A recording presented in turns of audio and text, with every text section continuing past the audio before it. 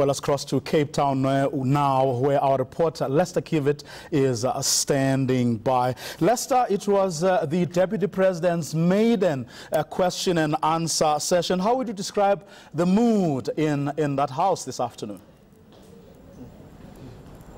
Well, I definitely feel that this being the first real platform on the national stage in the National Assembly and Parliament for David Mabuza, opposition MPs were testing him not only in his knowledge of policy, but also in his demeanor. Some peppered conversations, some innuendos, some insinuations regarding the character of David Mabuza, filtering in through the questions from opposition parties.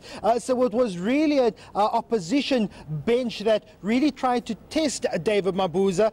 Before this, he was a provincial premier in Mpumalanga, not really known on the broader national stage. And just a few months ago, after being elected ANC president, and then ANC deputy president rather, and then just a few weeks ago, President Cyril Ramaphosa naming him as his number 2. The real unveiling of David Mabuza happening in the National Assembly this afternoon here.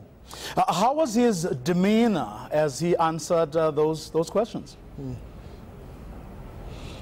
I think David Mabuza is slowly trying to get into the rhythm of parliamentary wranglings here, especially with opposition parties. How it happens is that the first question that is presented to you is fairly well prepared for. It comes in a binder, and the president or the deputy president just responds almost by reading that question. The tricky bit comes in is when MPs can ask those unscripted supplementary questions, and there was a time when it did seem as if opposition MPs particularly were getting under the skin of David Mabuza. There were times when he gave curt responses and snappy responses to the MPs. But by the end of the 2.5-hour session, it did seem as if David Mabuza found his rhythm in this parliamentary Q&A sessions, and he's obviously going to be using that as he goes forward. He's been counselled and coached by veteran ANC MP Ibrahim, who's been named as his parliamentary counsellor. So I'm sure there's going to be lots of preparation for David Mabuza to get used to this national stage, especially in a very rowdy election year just about 12 months ago. And I'm sure opposition parties are going to be using every opportunity they get, whether it be the president or the deputy president, to ask tough questions to whoever is on that podium.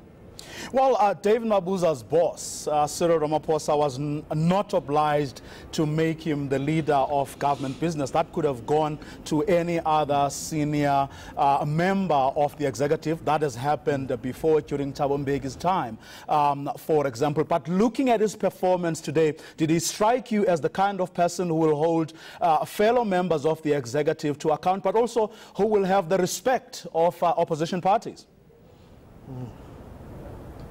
Well, I think David Mabuza is really trying to grasp that respect. He's come out in a very cordial tone today, but at the same time, you're very right. He's the man who's going to have to hold ministers who are errant, who don't come to question and answer sessions, who avoid the National Assembly. He's the man who's supposed to hold them account, to discipline them in certain respects. Whether he's going to be that man to wield the stick at members of the executive, to force them to come and answer in the National Assembly, we're just going to have to wait and see.